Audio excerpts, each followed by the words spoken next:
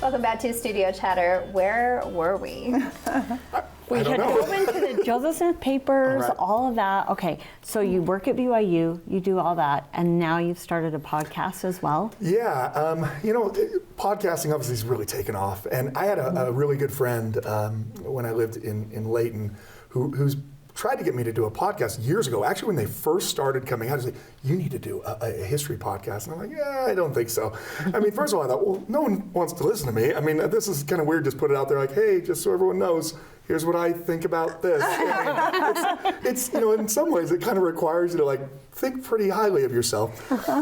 So he tried for years to get me to do it. And then eventually, he paid someone to do a voiceover to be the introduction of it and the conclusion of it, sent it to me along with some equipment, and said, now I've already paid for it, you need to at least record something. So He was passionate. I'm that you do so it. glad that he did. That's Was fantastic. it scary, or did you just know, of like course, when you it's started? scary now. Yeah. I'm terrified right now.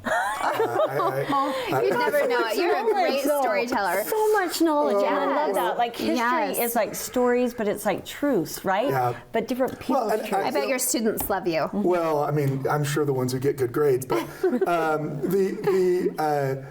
the cool part about history, and I think the reason why people can get into it is everyone loves these, like true crime stories now because you're trying to piece together what actually happened.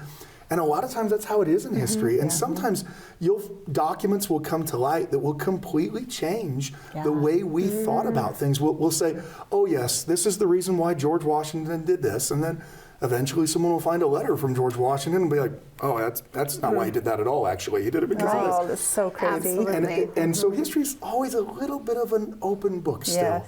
You never can always say case closed because you never know what's going to be discovered in the future. So the podcast started out as primarily a way to talk about questions that people have about Latter-day Saint church history in particular, although we mix a lot of American history in, honestly, because I'm playing to my strength. Like, I have a history PhD, so so someone asked a question, I'm like, let's talk about farming practices in early Illinois. I mean, it's something that you play to, but and so we have people email in and they ask questions and we try to answer them.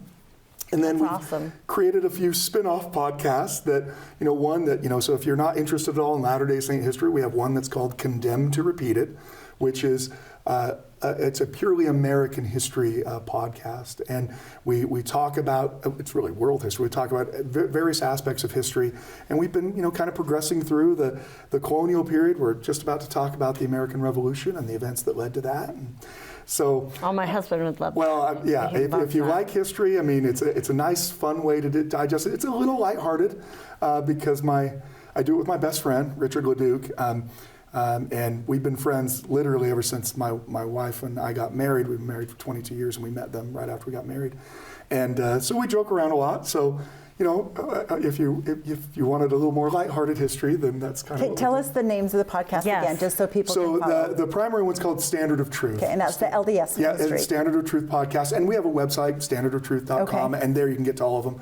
And then the other podcast, one's called Joseph Smith and the Restoration, that we put out once a little bit that kind of progresses all the way through. Another is called Holy Places from Our Past, because not everyone gets a chance to go to all the historic sites of the church and things like that, to try to talk about why this place is important, or maybe you were planning to go there. So let's talk about Harmony, Pennsylvania. What happened here? Why do I want to go there? Why does it matter to a Latter-day Saint? And then the Condemned to Repeat It one it's just an American history one that is covering various aspects of American history. So, all right, I want to know what's a good question that someone has asked on the podcast that you're like, ooh. Yeah, well, like that's tricky. Well, there's been a lot of them. I'm sure. Think of one. Well, so I mean, obviously, the questions you get all reflect things that people have heard about different things. I mean, I recently was asked. Someone said, "Hey, I heard that Joseph Smith in the early history of the church, was performing animal sacrifices, right?" Well, that can be troubling to someone, or they said, "I don't know, is there anything about this?" And so what do? Is we go to the sources that are making this statement, and we're letting people know what they are. We'll read the source to them. We'll say, okay, well, where does this come from? Well, this comes from the first anti-Mormon book that was ever published, was published in 1834 by a guy by the name of Eber Howe, and someone in that book made that claim that years earlier Joseph had told them that. So it's kind of a hearsay thing, just to try to help people understand where things are coming from, and then they can maybe make a better decision on their own. And obviously, there's some things I don't know the answer to. Sometimes people say, well, why did this happen? I don't know. I mean, right, you try and connect the dots and find several sources. You try to do that. I mean, so when people, will ask questions about, now, what happened with the Latter-day Saints in Kirtland or in Missouri? Well, we have different sources. Here's a source from the government in Missouri. Here's a source from a Latter-day Saint. Here's a source from a newspaper on the outside. Trying to help people understand why it is that people do or say things, almost everything you've ever heard, positive or negative, related to Latter-day Saint history, there's some source out there. The question is whether or not, all sources aren't created equally. They just aren't. And so you have to lay it out. So your podcast kind of lays it out as a plate, like this is what we found. Yeah, and we try to let people know, I heard, that Joseph Smith said that, if you knew how great the celestial kingdom was, you'd commit suicide. Well, there are people who've said that, right? Well, why do they say that? Well, we explain where that first enters into the discussion. We go back to the original journal source where someone first writes that down. And it's a very late source, and it's, a second-hand, third-hand source, but that's where it's coming from that people would say that.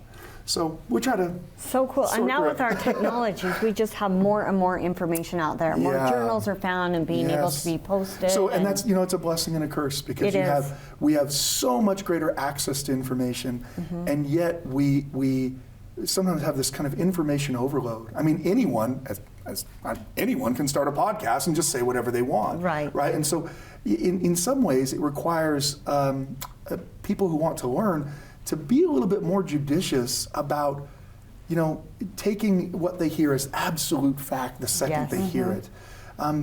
Just because someone says something doesn't necessarily mean that there's no other sources surrounding it. So we try to help our listeners understand, okay, here's why someone has said this. Here's why this person has said this. And here's what this person said. So that they understand all of the aspects of it, and hopefully that helps them come to a more well-rounded conclusion. Gerrit, it also makes me think of, like, if you chose 4 people in America right now to tell you what's going on in America, they would have different. And people would be like, "What? Are you lying? Are you telling the truth?" No, we're probably all telling the truth. Right. Yep. There's truth in all of it. There's certainly perspectives that completely change things. I mean, if you're someone living in Nauvoo and you see federal government persecution, that to you that's a really important thing. If you're living down the river in Warsaw, and you see the Latter-day Saints as a threat politically, they're voting people in, all the commerce is going to theirs, their perspective is very different. Things were fine before all these Mormons showed up. Yeah. Perspective is with history. Well, we certainly appreciate your insight, your perspective. You have to tune into the podcast. Well, I'll send everyone a quiz later and subscribe. Subscribe. Yes, please. Thank you for joining us. Thanks for having me. Thanks so much. There's more studio chatter coming up.